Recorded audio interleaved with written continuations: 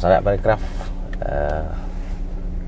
kita sudah sampai di salah satu studio yang masih aktif di Kota Padang, studio band, studio rekaman milik salah seorang yang kalau menurut Paji itu seorang legend yang masih aktif, yaitu Bang Cimay.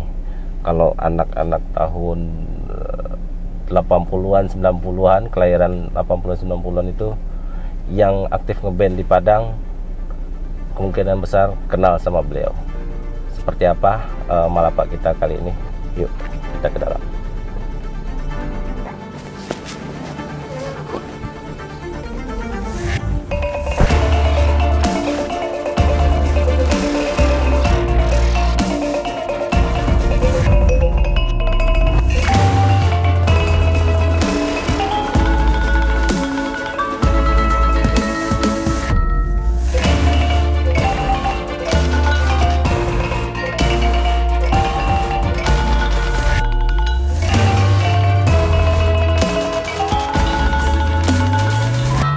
Assalamualaikum. Waalaikumsalam, Bang Fajri. Bang Cimay. Waduh, Sehat? Alhamdulillah, lamun apa sobo? Iya itulah. Labara tahun kok. Dulu terakhir masih anak band Bang Fajri. Mungkin itu. Ngobrol bahasa Minang campur-campur boleh. Mindo ya, Minang Indo. Siap, iya. Oke. Bang Cimay, nah lamun apa sobo? Wah, buat tahun-tahun nak. Si Tahun berapa dulu tuh? 2005 2006 lah. iyalah. Jadi sana Parekraf, Bang Cimay kok salah seorang dedengkot anak band di Sumatera Barat. Waduh, dedengkot di masanya. Yang masih bertahan hingga belasan tahun ya, masih bertahan di dunia musik lah sampai sekarang. Bang Cimay, nama lengkap siapa? Wah, sih. Terus kenal dulu lebih. Waduh. Soalnya orang banyak yang nggak tahu kan nama lengkap kan. Ya. Orang taunya Cimay sih kan. Nama lengkap Meiza Pratama. Meiza Pratama. Lahir wah tahun berapa ya?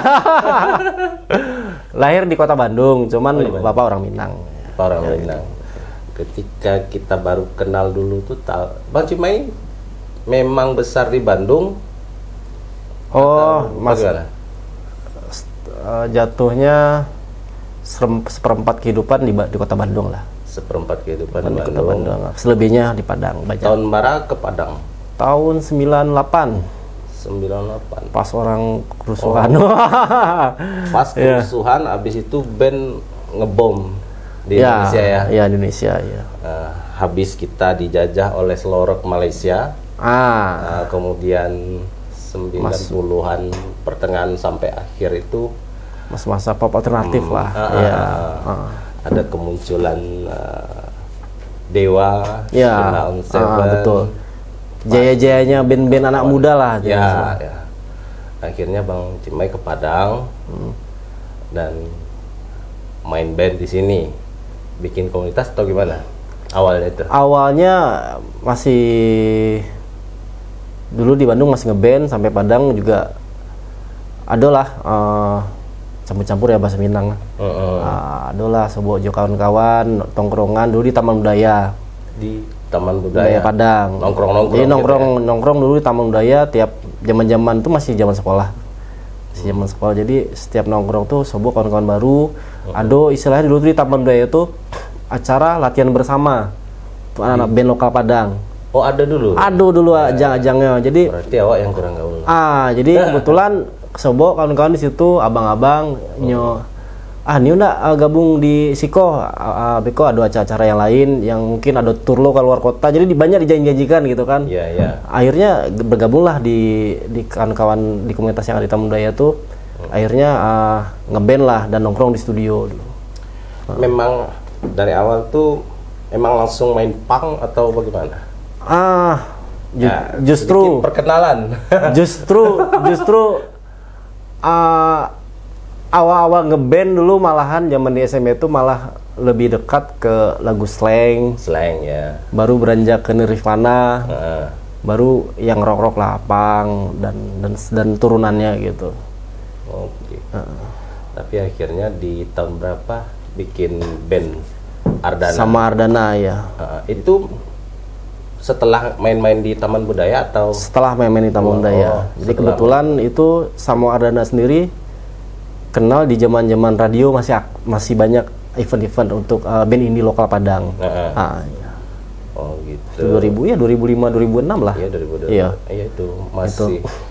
Jadi Dunsana Parekraf kalau boleh di flashback kembali dulu itu tahun-tahun 2000 awal sampai pertengahan itu ya. Iya. Itu puncak-puncaknya band di Sumatera Iya, Barat. betul. Emang banyak event-event yang emang kadang acara-acara tuh kayak dulu kan di Gor Raja Salim masih aktif.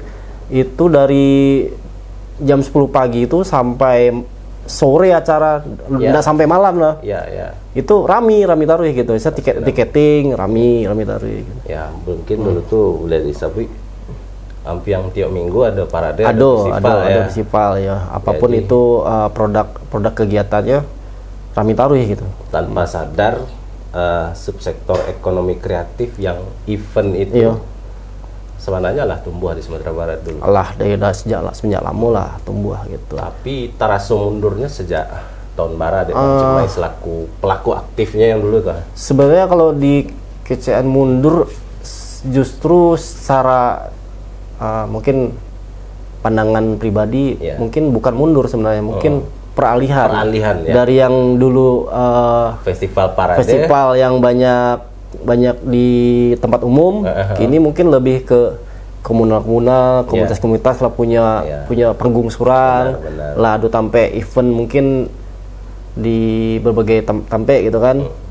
Jadi ini yang tiap kafe ado jadi dan ada beberapa ajang yang nasional yang emang cukup mengirim demo saya ya. Dulu zaman ya 2006 2008 kan tuh orang gencar rekaman, buat demo, kirim, masuk label gitu kan. Ya betul. Tapi gagal kan? Bukan gagal, apa namanya? Nggak ada yang gagal. Semua ada hikmahnya. Mungkin belum terpilih. Walaupun belum tercapai berarti jalan hidup. Iya betul.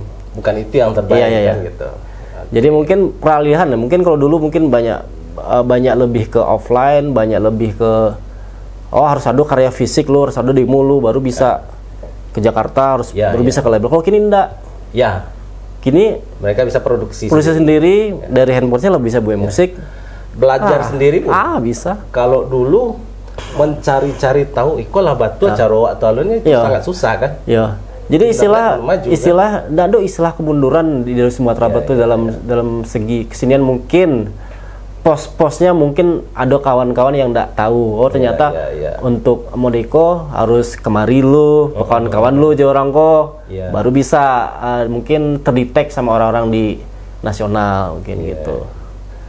Tapi sampai kini Ardana bagaimana? Ardana kini namanya masih ada, karyanya masih ada beberapa dan terakhir sekitar setahun yang lewat kami ada merekam ulang beberapa lagu Ardana dengan format vokalis tamu. Oh gitu. Ya beberapa. Kenapa vokalis tamu?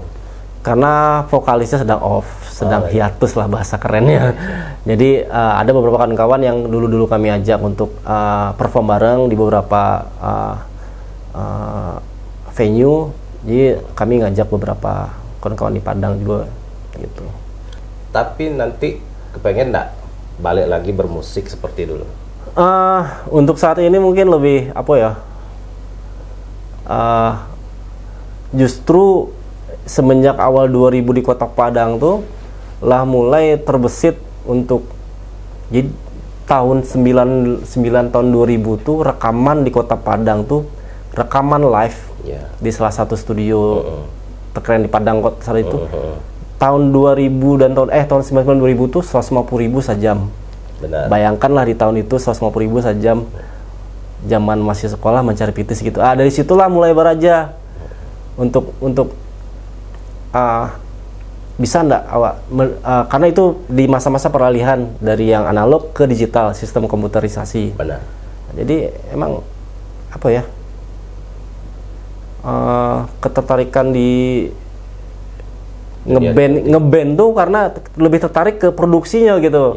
Jadi kalau di Kecean tertarik nggak masih ngeband? Emang kadang-kadang adalah kawan-kawan, kadang-kadang jadi session player untuk rekaman masih, tapi perform untuk di depan orang ramai mungkin untuk saat ini masih nunggu momen yang pas. Nah, gitu. Tapi kini ke studio alah sendiri kah? Jatuhnya jadi bekat dari Ardana Jo gitu. Jadi emang ada beberapa kawan-kawan yang support. Akhirnya yang awalnya dulu Ardana gitu kan, studio Ardana, akhirnya gini bisa jadi 3AM dengan support dari beberapa kawan-kawan gitu. Jadi emang indah cuman studio rekaman saya yang kami fokuskan gitu. Kadang kami mensupport kawan-kawan untuk buat kegiatan. Kami ada halaman di belakang, ada panggung kecil-kecilan gitu ya. Lah, gitu ya. Jadi kalau kawan-kawan yang new berkreativitas silahkan, nggak cuma musik saya gitu. Gitu. Tapi Bang Cimai gitu, karena banyak kok boleh dikatakan mungkin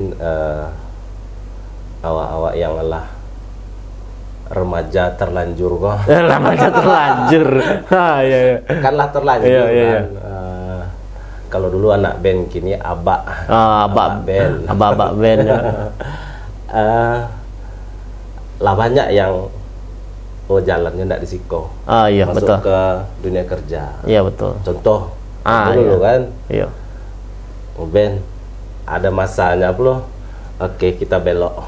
Iya. Ke situ gitu kan. Ya. Bang Cimai pernah nggak kepikiran seperti itu pula? Mungkin itu lebih apa ya? Lebih ke, kalau bahasa kekiniannya kok lebih ke hak dan kewajiban. Mungkin kewajiban awak dulu selain ngeband, Nio membangun lokalitas dari Kota Padang dan Sumatera Barat khususnya gitu kan. Pasti menaikkan ya balik ke ekonomi kreatif tadi kan. Dari sisi kreatif mungkin kawan-kawan di Sumatera Barat khususnya oke gitu kan dalam berkesenian apapun itu. Tapi dalam segi ekonomi mungkin banyak yang harus dibenahi sistemnya gitu. Mungkin ada kawan-kawan yang masih bertahan, kalau untuk berkesenian apa adanya saya gitu. Ini demikian ekonominya gitu kan. Cuman kini ya, apalagi kini lah kalau di dunia digital lah ada NFT kan. Jadi lah banyak hal-hal baru yang mungkin kawan-kawan yang harus coba adaptasi gitu. Tapi dari keluarga sendiri mendukung ya? Alhamdulillah ya. Emang kebanyakan keluarga emang apapun kerjaan kita asalkan tidak yang aneh-aneh, jalan tarwih gitu. Kemudian dulu kita sama-sama tahu hampir setiap hari itu ada yang rekaman. Iya. Kondisi hari ini seperti apa? Kondisi hari kok mungkin lebih generalnya, lebih kebanyakan band tetap ada yang rekaman, tetap ada yang produksi, karena ada beberapa event yang mengharuskan punya demo, punya karya. Masih banyak event. Masih banyak ya? Dan kami pun ada update terbaru untuk kawan-kawan yang new karya. Kadang kawan-kawan diajan gitu kan. Silakan rekam sendiri gitu.